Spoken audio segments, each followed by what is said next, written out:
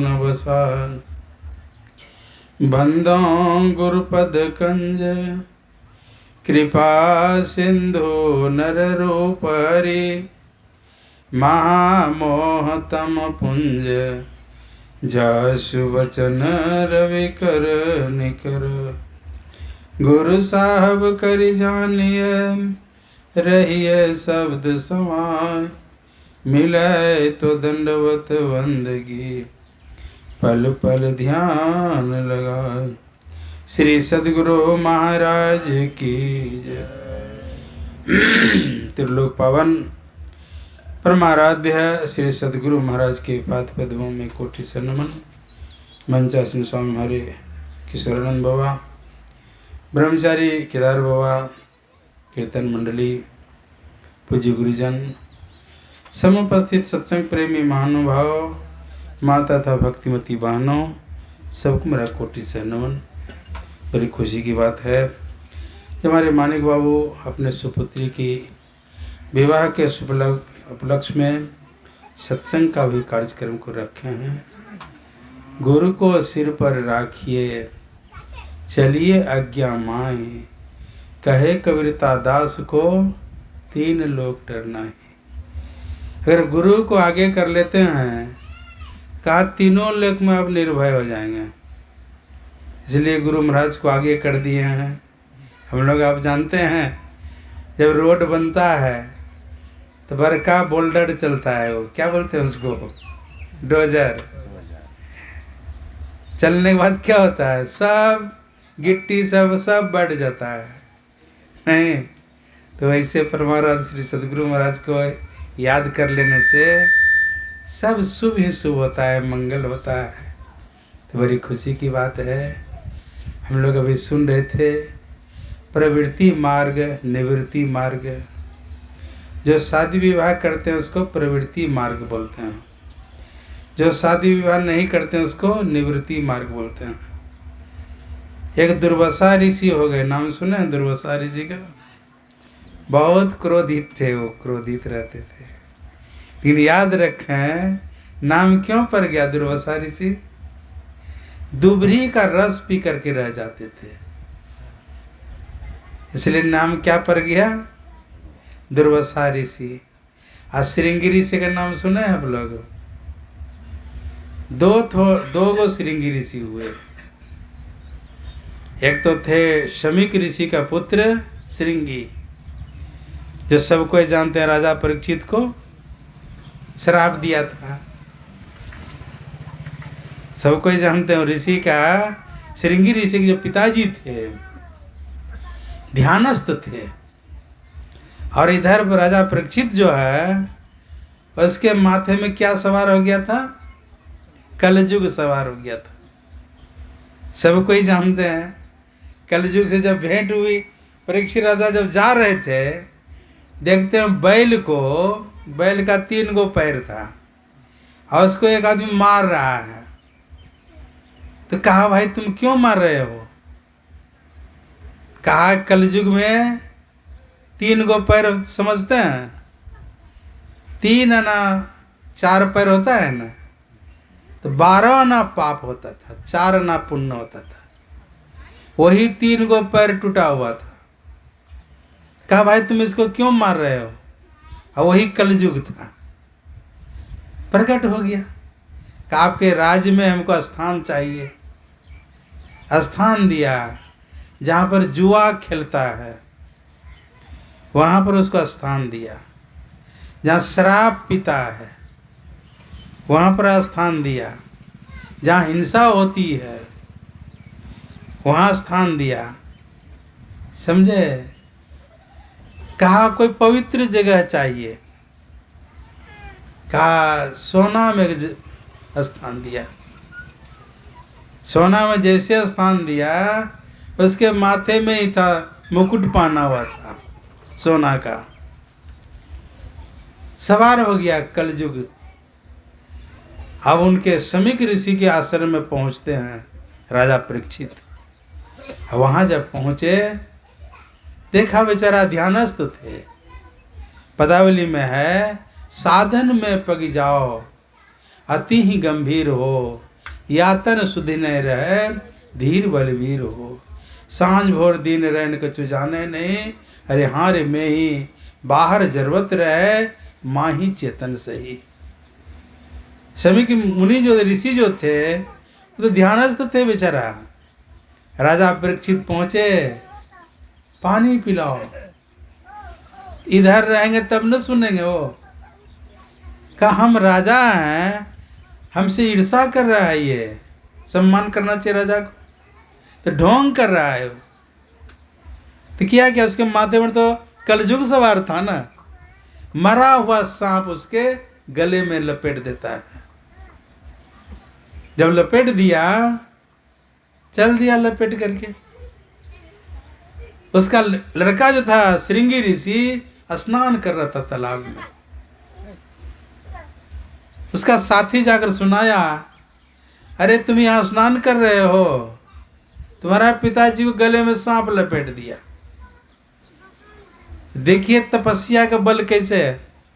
पानी उठाया, लिया हाथ में, कहा जिसने मेरे पिताजी के गले में सांप लपेटा है, आज से 7वें दिन उसको तक्षक के काटने से मृत्यु होगी। श्राप दे दिया। और श्राप दे करके आ गए। अब पिताजी के गले में सांप है लपेटा हुआ। जब रोना शुरू किया श्रृंगी ऋषि, पिताजी का नींद टूट, मतलब समाधि से आए इधर। क्या हुआ बेटा? कहा आपका गला में देखिए सांप लपेटा हुआ।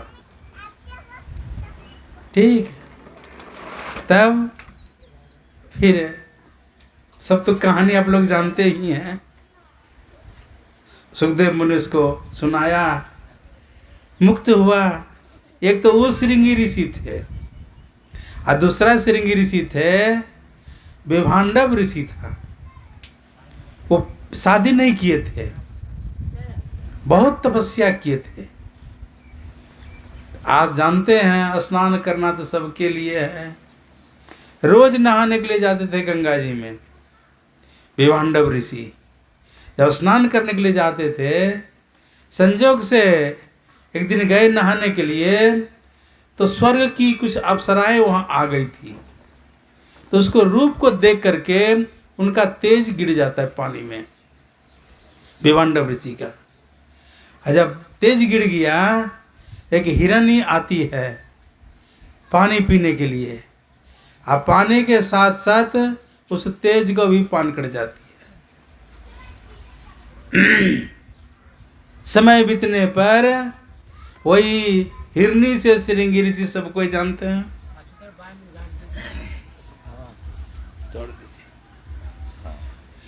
उसी से श्रृंगी ऋषि पैदा हुआ। तो पिताजी से भी ज्यादा वो तपस्या करने लगा। आंख खोलकर देखते नहीं थे। गाछ में जो है अपना दोनों पैर बांध करके ऊपर में बांध देते थे, नीचे में उसका सर लटकता था। और जब भूख लगती थी तो वही गाछ में एक हपकन मार लेते थे। जैसे अभी सुने ना, दुर्वासा ऋषि दुबरी का घास खाकर रह जाते थे। वही खा, एक हपकन मारते थे, छिलका से कुछ रस निकलता था, पी लेते थे और वही पी कर रह जाते थे। संजोग कहिए एक राजा के यहाँ अकाल पड़ गया। तो ज्योतिष ने बताया अगर श्रृंगी ऋषि को लाया जाए तब यहाँ पर पानी पड़ेगा और अकाल दूर होगा। गया, बता दिया पता उनको। वो तो बेचारा श्रृंगी ऋषि जो थे आँख खोलकर देखते नहीं थे किसी को, और उसको कैसे लाया जाए। एक वेश्या बहन जो है कहा मैं इसको ला सकती हूँ। कहा ठीक है, अच्छी बात है, लाओ। गई वहाँ। जब वहाँ गई, देखी उनका दिनचर्या, आँख खोल करके नहीं देखते थे वो। जब भूख लगती थी गाछ में एक हपकन मारते थे, उसी का रस पी करके रह जाते थे। वेश्या बन क्या की, उसका दिनचर्या देख करके चली गई घर। और दूसरे दिन जब आई तो खीर बना करके लाई। जहाँ पर वो गाछ में हपकन मारता था ना, वहीं पर खीर को साट दी। तो श्रृंगी जब खाए बड़ा स्वाद लगा। दूसरे दिन कुछ बेसी लाई। इस तरह से 4-5 दिन तक उसको खीर खिलाई। एक दिन बंद कर दिया। जैसे बंद किया तो क्या किया, जो आंख बंद रहता था ना उनका, आंख खोलकर देखने लगे कहाँ खीर मिलेगी। देखिए तपस्या कैसे भंग होता है। आंख जब खुला है ना, तो बेसिया बन जो थी, उनसे कहा रे खोलो तो पहले हमको। खोला, कहा यहाँ पर तो कम कम खीर मिलता, चलिए राज दरबार में बहुत खीर मिलेगी खाने के लिए। कहा जाना नहीं है हमको, लेकिन उसको तो ले जाना था। नाव लेकर के आई थी और नाव में वो ले गए, बैठाए उनको। उसको ले जाना था ना, किसी तरह से ले गए राज दरबार में। वहाँ जैसे गए वैसे पूरा पानी पड़ना शुरू हो गया, अकाल भी दूर हो गया। वही श्रृंगी ऋषि आप जानते हैं, राजा दशरथ को जरूरत पड़ा, सब कोई जानते हैं, पुत्रष्टि यज्ञ किया, जिसके चलते अग्नि से अग्नि देवता खीर लेकर के प्रकट हुए और वो 4 भागों में बांटा। कई भागों में? 3 भाग में न, 3 रानी हाँ थी न, 3 भाग में बांटा, दे दिया अपना अपना हिस्सा। कैकेयी को दिया, सुमित्रा को दिया और कौशल्या को दिया। तो बेचारी सुमित्रा जो थी क्या की, हाँ अपना हिस्सा रख दी थी, स्नान करके तब खाएंगे। इधर चिल क्या करती है, उसका हिस्सा लेकर के भाग गई, जाकर वहाँ पर्वत पर गिरा दिया। जो अंजनी थी वो खाई। इधर में जब इसका हिस्सा नहीं मिला तो कौशल्या भी अपना हिस्सा देती है सुमित्रा को, और कैकेयी भी अपना हिस्सा देती है। समझे? इसको 2 पुत्र, उसको एक ठोकर के हुआ। पुत्रष्टि जगह वही श्रृंगी ऋषि ले जाकर किया। कितना पवित्र होते हैं तपस्या करने से। तो गृहस्थाश्रम में प्रवेश हो, अच्छी बात है। 4 आश्रम सुन रहे थे, ब्रह्मचर्य आश्रम है न, गृहस्थाश्रम, वानप्रस्थ आश्रम और फिर संन्यास आश्रम। तीनों आश्रम, ब्रह्मचर्य आश्रम, वानप्रस्थ आश्रम और संन्यास आश्रम, तीनों आश्रम गृहस्थाश्रम पर आधारित है। गृहस्थ अगर अन्न नहीं उपजाएंगे तो क्या मिलेगा खाने के लिए? हम लोगों को है भूखे भजन होई गोपाला, ले लो अपनी कंठी माला। ठीक है, तो गृहस्थ का अन्न पवित्र होना चाहिए। सोच्याचार, शिष्टाचार, सदाचार, इसका पालन हो। और नहीं तो आजकल जानते हैं ना, हरे राम हरे हरे, अब मुर्गी बकरी घरे घरे। ठीक है, इसलिए मैं कहता हूँ कि हम लोगों का जीवन महीना में कम से कम 15-20 दिन गृहस्थाश्रम के यहाँ बीतता है। भोजन, अब सत्संग का कार्यक्रम है तो भोजन कहाँ करेंगे? यहाँ पर वो नज़दीक था, फिर भी यहाँ पर खाना पड़ा। मैंने अशोक भाव से कहा भोजन करके हम लोग जाएंगे। कहा नहीं, भोजन वहीं करने तो अच्छा रहता। फिर भोजन बना तो फिर आए, हम लोग खाए। गृहस्थ का अन्न पवित्र होना चाहिए। शुचियाचार, शिष्टाचार, सदाचार, इसका पालन हो। नहीं तो अन्न अगर पवित्र हो, अपवित्र हो। अब मुरही भुनने के लिए क्या करते हैं? चावल में नमक मिला करके पानी देके हल्का देते सूखने के लिए। अब बकरी उधर से आती है, क्या करती है? आराम से खाती है और उसी को भूजते हैं आप लोग। आप लोग भी खाते हैं, साधु महात्मा आ जाए तो उनको भी देते हैं खाने के लिए। आजकल वो कम भूजने लगी माता बन से। मैं जाता हूँ कि घर का मुरही है, बड़ा स्वाद लगता है घर का मुरही में। आप लोग तो रात दिन खाते हैं, जो बाजार का मुरही रहता है उसमें और घर में बहुत फर्क होता है। इसमें स्वाद लगता है, खाने में पवित्र रहता है।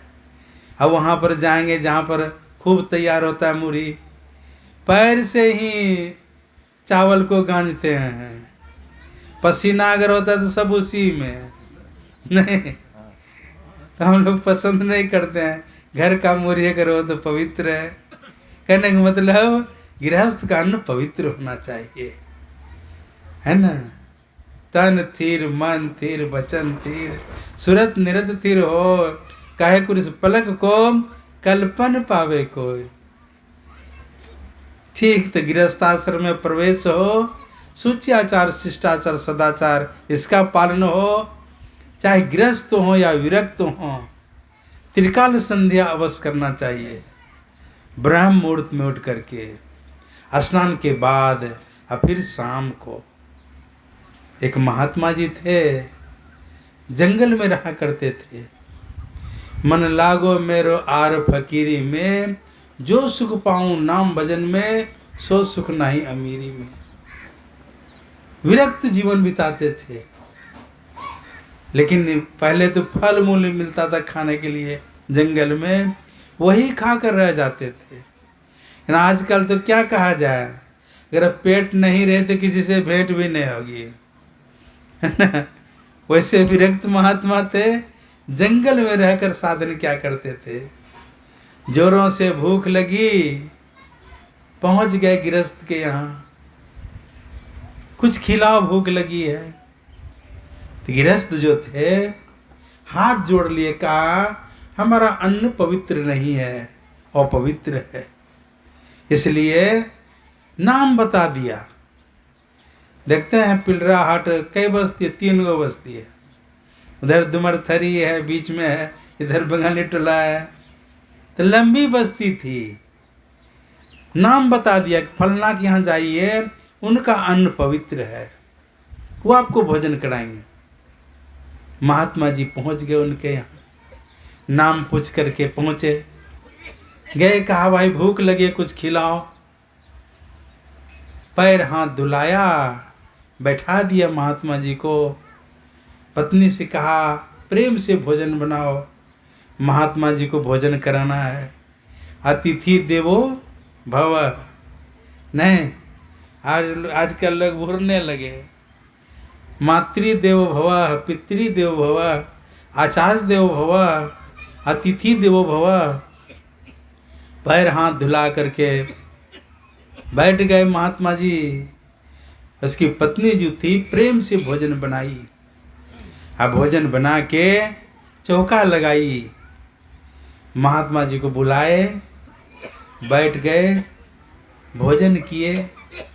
भोजन करने के बाद में महात्मा जी जब गए हाथ धोने के लिए, देखता वहीं पर उसका पैर लड़खड़ाने लग गया। पैर लड़खना जानते हैं, जो शराब पी लेता तो किधर करता है, एक बार पूरब जाता है उसका पैर, एक बार पश्चिम जाता है, तो वैसे उनका होने लगा। महात्मा जी समझ गए इनका अन्न बहुत पवित्र है। किसी तरह हाथ धो करके आए, अपना आसन में बैठे, और जैसे बैठे उसका सूरत पिंड से ब्रह्मांड में चला गया। बहुत देर तक बैठे रह गए ध्यान में। जब बैठे रहे, बहुत देर के बाद में उनका सूरत फिर ब्रह्मांड से पिंड में आया। बुलाया गृहपति को, आया, कहा उनको बुलाओ जिनके यहाँ पहले गए थे, उनको भी बुलाया। और संजोग कहिए दोनों अपना सहोदर भाई थे। वो लोग जो पहले गया था ना, उनको कहा कोई साधु महात्मा भी तो उनको भोजन करना चाहिए। मैं आपके यहाँ भोजन मांगा तो तुम क्यों नहीं खिलाया हमको? तो कहा क्या कहें बाबा, हम लोग दोनों सहोदर भाई हैं, एक ही जगह में खेत, धान फूट रहा था, थोड़ा सा पानी पड़ा, इसका खेत ऊपर में था, अब मेरा खेत नीचे में, तो पानी भरेगा तब न हमारे खेत में आएगा पानी। शाम को जब गए घूमने के लिए, देखते हैं भाई के खेत में पानी है, मेरा खेत में पानी नहीं। तो हम क्या किए, थोड़ा सा पानी नीचे से शब्बल घुसा करके पानी ले लिए। कहा थोड़ा मेरा खेत में भी पानी हो, वहाँ भी हो। कहा यही मैंने पानी चोरी कर लिया था, इसलिए मेरा अन्न जो है पवित्र नहीं तो अपवित्र था। अपवित्र आपको कैसे भोजन कराते? महात्मा जी ने कहा हाँ तुम ठीक बोलते हो, तुम्हारा अन्न इतना पवित्र है। भोजन करते करते हाथ धोने के लिए जब गया, मेरा पैर लड़खड़ाने लगा और आया अपने आसन में बैठा न, मेरा सूरत पिंड से ब्रह्मांड में चला गया। रित भूख पसीने की कमाई होनी चाहिए। शिकायत होता है गृहस्थ सब, बहुत दिन से दीक्षा लिए हुए हैं, ध्यान में मन नहीं लगता, जब तक नहीं होता। जैसे शुरू थे अभी भी वही पर, कोई फर्क नहीं पड़ने वाला है। क्यों? रित भूख पसीने की कमाई होनी चाहिए, हक हलाल की कमाई होनी चाहिए, गृहस्थ को पवित्र होना चाहिए। गुरु नानक जी महाराज एक गांव में गए, रात में एक गरीब के यहाँ ठहर गए बेचारा। गरीब के यहाँ ठहरे, संजोग कहिए उस रात में सेठ जी के यहाँ भोज था, भंडारा। गांव का सब आदमी गया खाया, लेकिन गुरु नानक जी महाराज उनके यहाँ नहीं गए भंडारा खाने। सुबह पता चला मेरे भंडारे में सब कोई खाए, लेकिन एक महात्मा जी नहीं भोजन किया। तो कहा गया है तन मद धन मद। कितना मद है? तन मद, धन मद, जाति मद, विद्या मद, उन्मद, विद्या मद और गुण मद, राज मद, उन्मद, इतने मद को रद्द करे तब पावे अनद। धन मद था को सेठ जी को। कहा सब कोई आया तो आप क्यों नहीं गए मेरे भंडारा खाने के लिए? तो कहा सुनना चाहते हो, देखना चाहते हो? कहा दिखा देते तो बड़ा अच्छा। लाइए अपना मालपुआ जो भंडारा दिए थे, क्या क्या भंडारा दिए थे लाइए। ले आया सेठ जी। और गरीब के यहाँ जो है मकई का रोटी मिला था खाने के लिए उसको। कुछ रोटी बच गई थी, मांगा दो रोटी ले लिया। एक हाथ में लिया मालपुआ और दूसरा हाथ में मकई की रोटी। जब दोनों को निचोड़ा ना, दो जोड़ से दबाया, देखता मालपुआ से खून निकल रहा है और रोटी से क्या निकल रहा है? दूध निकल रहा है। गुरु नानक जी महाराज ने कहा बोलिए क्या खाएं? खून खाएं न दूध खाएं। मतलब सेठ जी कहाँ कहाँ से किनको सता करके हक हलाल की कमाई, मतलब पसीने की कमाई होनी चाहिए। भजन में मन नहीं लगेगा। गृहस्थ लोगों के लिए 6 आना आप लोगों को किसी संत महात्मा वगैरह भोजन करा देते हैं, 6 आना पुण्य घर बैठे मिलता है। अगर आपका कमाई अगर पवित्र हो तो ध्यान में मन नहीं लगेगा। हक हलाल की कमाई हो, मतलब पसीने की कमाई हो। और इसके बाद में रित भूख इसको बोलते हैं, और फिर मित भूख, हित भूख, जिसको हम खाएंगे हमारे लिए हित की है कि नहीं। हलवा आधा किलो खा लीजिए, अब 50 ग्राम भांग का गोला खा लीजिए, तो क्या होगा? आधा किलो हलवा 50 लेंगे, अब 50 ग्राम भांग का गोला।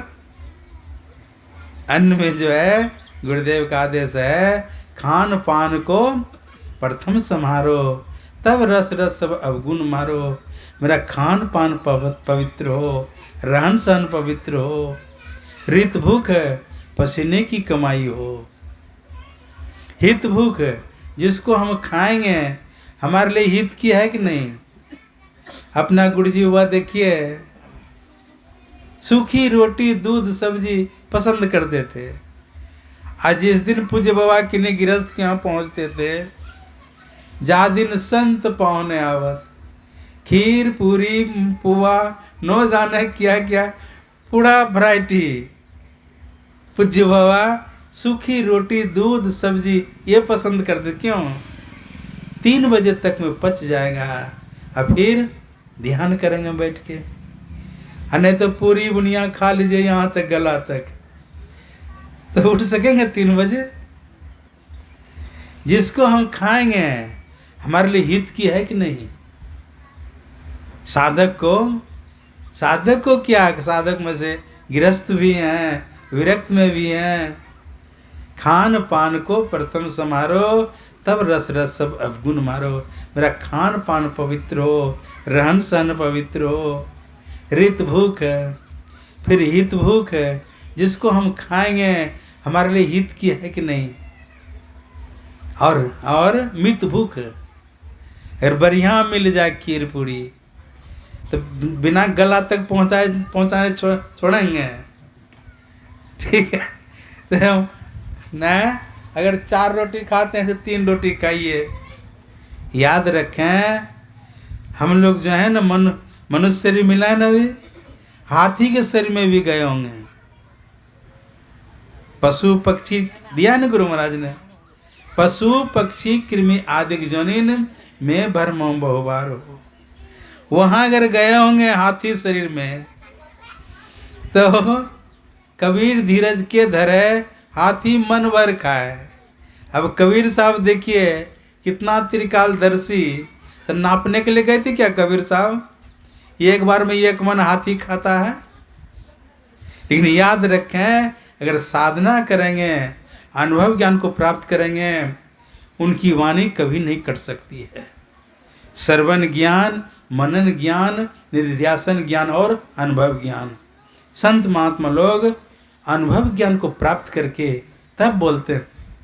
गुरु महाराज के पद में है, मैं ही जो अनुभव ज्ञान हो अनुमान क्या करे।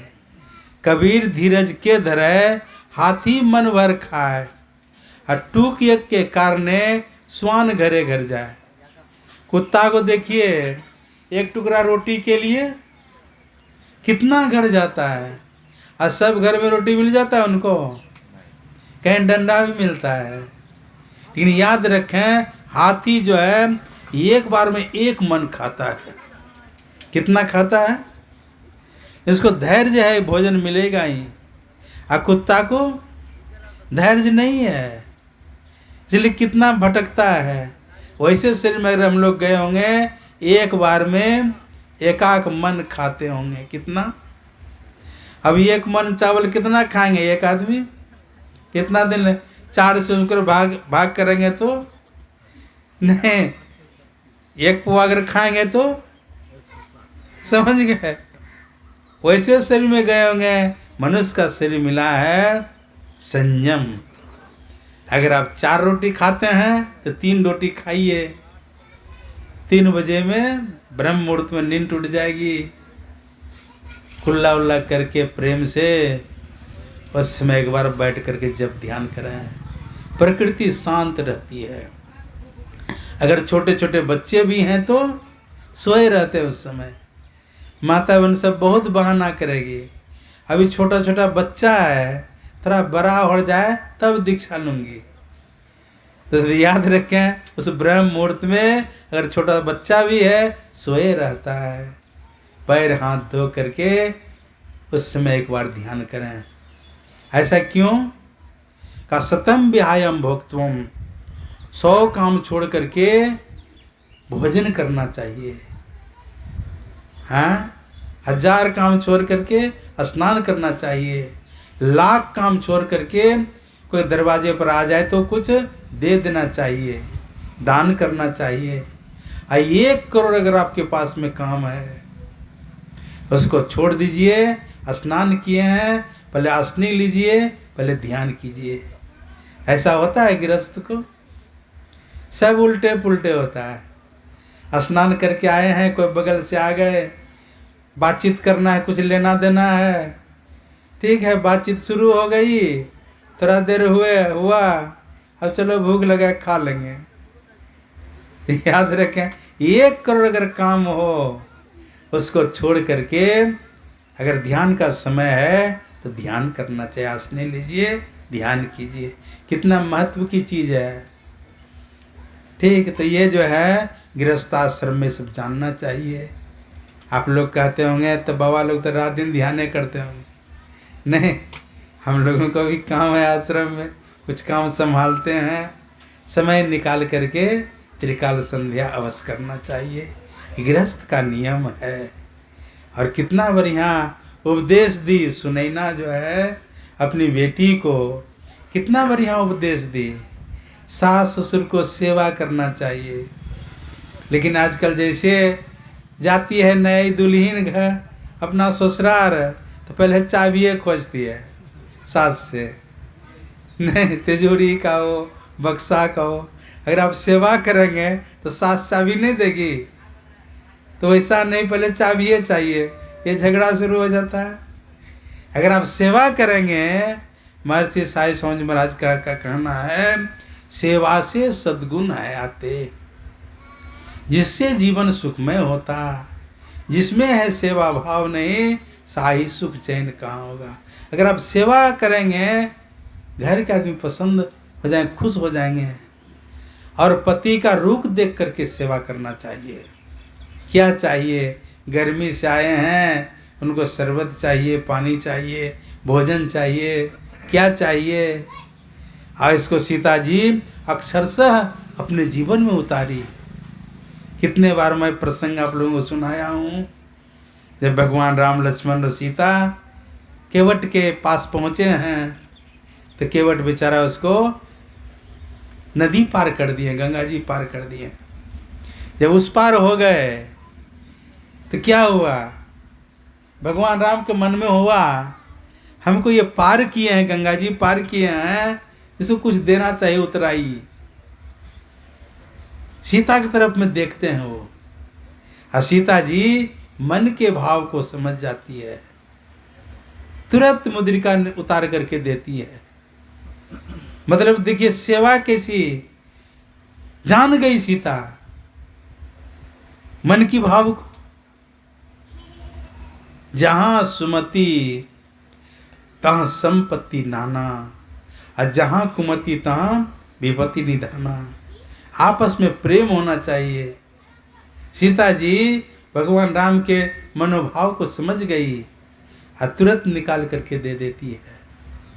देखिए, सास ससुर गुरु सेवा करहूं, पति के रूप को देख करके उसकी सेवा होनी चाहिए।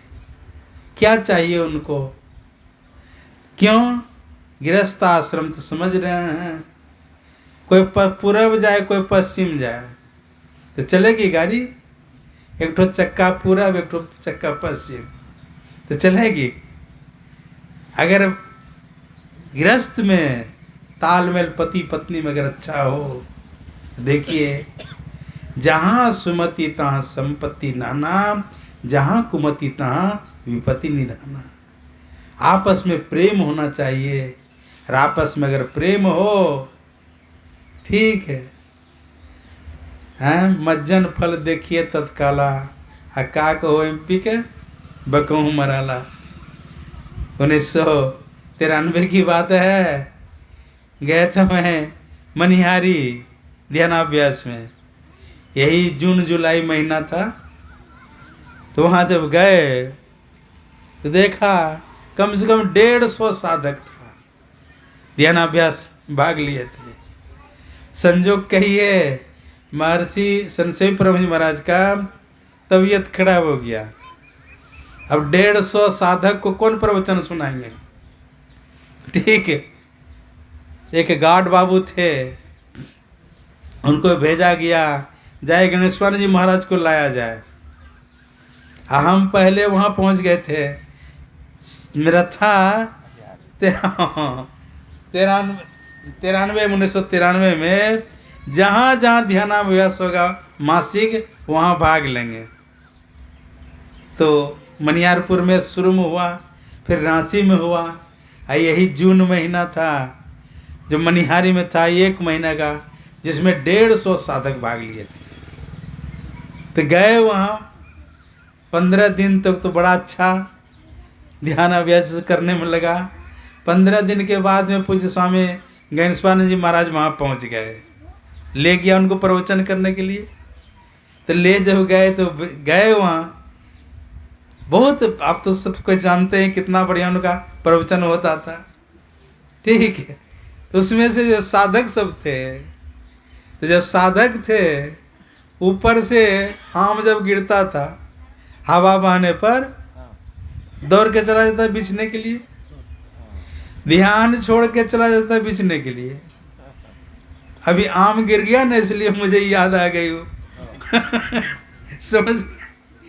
अब मज्जन फल देखिए, तत्काल पका हुआ आम गिरे तो छोड़ेगा वो, ठीक है। जैसे बगीचा है वहाँ पर मनिहारी में, पका पका आम गिरता था। अब वो लोग साधक सब क्या करता था, ध्यान में बैठे, 1 घंटा बैठना है ध्यान में। अब जैसे आम गिरता था तो राजा कौन से जाकर बीज लेता था। जब बीज लेता था तो गुरुजी बात तो जानते ही हैं, देख लिया एक साधक को। जब साधक को देखा तो कहा, देखो जी, अरे तुम ध्यान छोड़कर चले जाते हो आम बेचने के लिए। कहा, गुरुजी अरे ध्यान करेंगे तो इसका फल कब मिलेगा पता नहीं है, अभी पका हुआ आम मिलता है, इसको छोड़ मज्जन, समझ, मज्जन फल देखिए तत्काल। हाँ, कहा कब ध्यान करें, इसका फल कब मिलेगा, अरे अभी पका हुआ आम मिलता तो छोड़ा जाए इसको। कहा ठीक है तुम जो करो। अब देखिए ध्यान छोड़कर चले जाते तो आम बेचने के लिए समझ गए। 1 महीना का ध्यान अभ्यास का कार्यक्रम था, 15 दिन तक इतना बढ़िया लगा है ना। फिर तो गुरुजी बाबा पहुँच गए तो उनकी सेवा में रहना पड़ा। तन थीर, मन थीर, वचन थीर, सुरत निरत थीर हो, कहे कुछ पलक को कल्पन पावे को। ऐसा अगर 1 कल्पों का रास्ता आपका पार हो जाएगा। जो मैं कहा ना, 100 काम छोड़ करके भोजन करना चाहिए, 1000 काम छोड़ करके स्नान करना चाहिए, 1,00,000 काम छोड़ करके दान करना चाहिए, 1 करोड़ काम छोड़ करके ईश्वर का भजन करना चाहिए। इसलिए जब जाएंगे यहाँ से तो किया जाएगा, साथ में गृहस्थाश्रम में प्रवेश करेंगे, कितनों कुछ कमा करके जमा कर लेंगे तो साथ में जाने वाला है। ईश्वर का अगर भजन आप करते हैं वही साथ में जाने वाला है। तो गृहस्थ का जीवन पवित्र होना चाहिए, दाम्पत्य जीवन आपस में मेल होना चाहिए, प्रेम होना चाहिए। तो क्या होगा, इहलोक परलोक दोनों बनेगा। यहाँ भी सुख से रहेंगे। पहली सुख निरोगी काया, क्या बताया, पहला सुख जो है शरीर में रोग नहीं हो, पहली सुख निरोगी काया, और दूसरा सुख कुछ हाथ में माया। माया समझते हैं ना, रुपया पैसा। गृहस्थ के पास में अगर पैसा नहीं हो तो कहाँ से खर्च होगा। अभी हमारे मानिक बाबू बेटी की शादी लगाए, शादी होगी, चाहिए ना पैसा, बात बात में पैसा चाहिए। बिना दहेज का होता है शादी, ठीक है, तो पैसा चाहिए कि नहीं। इस पैसा कमाइए, अच्छी बात है, लेकिन पैसा कमाने में भगवान को नहीं भूल जाइए। पैसा अगर गृहस्थ के पास में नहीं रहेगा तो कैसे काम चलेगा। हम लोग जाएंगे तो क्या खाएंगे, है ना। गृहस्थ के पास में कुछ माया भी होनी चाहिए, लेकिन माया हो पवित्र की कमाई हो। अगर पवित्र से कमाई करते हैं, इहलोक परलोक दोनों बनेगा। यहाँ भी सुख से रहेंगे, नहीं तो कितनों कमा लीजिए। धनहीन कहे धनवान सुखी, धनवान कहे सुख राजा को भारी, राजा कहे चक्रवर्ती सुखी, चक्रवर्ती कहे सुख इंद्र को भारी। मतलब बढ़ते जाइए, धनहीन कहे धनवान सुखी।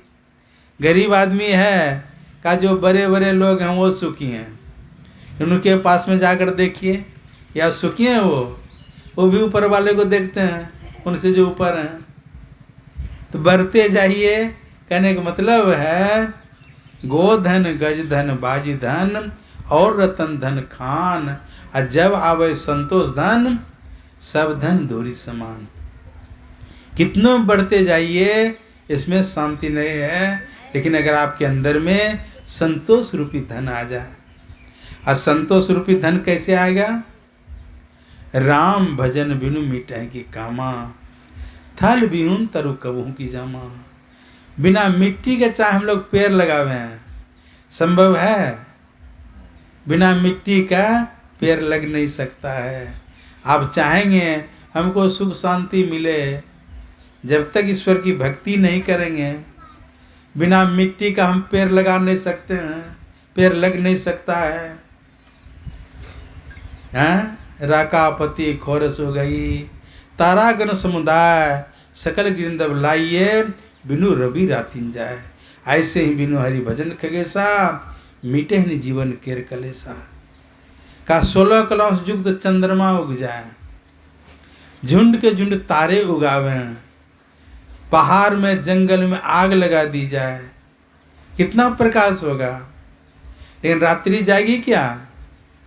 रात्रि कब जाएगी? जब तक का सूरज का उदय नहीं होगा तब तक रात्रि नहीं जा सकती है। राकापति खोरस हो गई, तारागण समुदाय सकल गिरंदब राइये, बिनु रवि रातिन जाए। ऐसे ही बिनु हरि भजन खगेसा, मीटे ही जीवन केर कलेसा। चाहे गृहस्थाश्रम में रहें, वानप्रस्थ में रहें, संन्यास में रहें, किसी भी आश्रम में रहें, लेकिन ईश्वर का भजन करना चाहिए। किसी भी आश्रम में, 4 आश्रम है, किसी भी आश्रम में रहें, युक्ति जान करके ईश्वर का भजन करना चाहिए। जिनके जीवन में गुरु नहीं, उनका मानव जीवन शुरू नहीं। देखते हैं माता बहन सब क्या करती है, पहले तेल लगा लेती है और तब कटहल काटती है। नहीं, किनका उपदेश है ये? रामकृष्ण परमहंस जी महाराज का उपदेश है। माता बहन सब पहले हाथ में तेल लगा लेती है और तब कटहल काटती है। तो तेल लगाकर कटहल काटिए, बिना तेल लगाए कटहल काटिए, तो फर्क पड़ेगा कि नहीं? बिना तेल लगाकर कटहल काटते हैं तो लट्ठा ज्यादा लगेगा, नहीं, अब तेल लगाकर काटेंगे तो लट्ठा कम लगेगा और जल्दी छूट भी जाएगा। तो वही कहा है, पहले अपने आप को भगवत भक्ति में तर कर लें, मतलब पहले दीक्षा ले लें, कुछ दिन तक साधन भजन करें और तब फिर गृहस्थाश्रम में प्रवेश करें। ऐसा करने से क्या होगा? संसार का लट्ठा कम लगेगा। नहीं, पोता पोती लेके सुत में भजन करवे कखनी, कब भजन करेंगे? जग में ऐसे रहना क्या, संसार में कैसे रहना चाहिए? नाव कहाँ रहती है? नाव पानी में रहती है, और कहीं पानी अगर नाव में घुस जाए तो नाव डूब जाएगी। तो संसार का आदमी चाहे ब्रह्मचर्य आश्रम हो, गृहस्थाश्रम हो, वानप्रस्थ आश्रम हो, संन्यास आश्रम हो, तो कहाँ रहेंगे वो लोग? संसार में ही न रहेंगे, आसमान में तो नहीं रहेंगे। यहीं रहना पड़ेगा, लेकिन अनासक्त भाव से रहें। संसार में रहें, अनासक्त भाव से रहें। जग में ऐसे रहना ठीक है, संसार में तो रहना ही पड़ेगा, लेकिन अनासक्त भाव से अगर रहेंगे तो वही लट्ठा कम लगेगा। अपने आप को पहले दीक्षा ले लें, कुछ दिन तक साधन भजन करें, फिर गृहस्थाश्रम में प्रवेश करें। ये नियम है। ऐसा नियम अब धीरे धीरे समाप्त होने लगा। नहीं, संन्यास आश्रम लास्ट में, अंतिम में है ना। गुरु महाराज ने कहा किसी को कम उम्र में भी अगर ज्ञान की प्राप्ति हो जाए, एकदम संन्यास ले ले तो कोई हर्ज नहीं। उधर आश्रम ये सब जाने के लिए है ना बाधा नहीं, एकदम संन्यास ले ले तो कोई बात नहीं। तो गृहस्थ आश्रम में प्रवेश हो अच्छी बात है, ध्यान सत्संग को नहीं करें, इनका जीवन दाम्पत्य जीवन मंगलमय हो, यही गुरु महाराज से प्रार्थना है। और अब तक जो दीक्षा नहीं लिए हैं अवश्य दीक्षा लें, ध्यान करें, सत्संग करें, मानव जीवन को सफल बनावें। माने बाबू को मैं बहुत बहुत धन्यवाद देते हुए विवाह के शुभ अवसर पर सत्संग का भी कार्यक्रम रखा और फिर आप लोग भी आ गए, आप लोग भी धन्यवाद के पात्र हैं। 10 तारीख को सिद्धबांक आश्रम में मासिक सत्संग है, मंगलवार, आप लोग अवश्य में। बोलिए प्रेम से श्री सतगुरु महाराज की जय।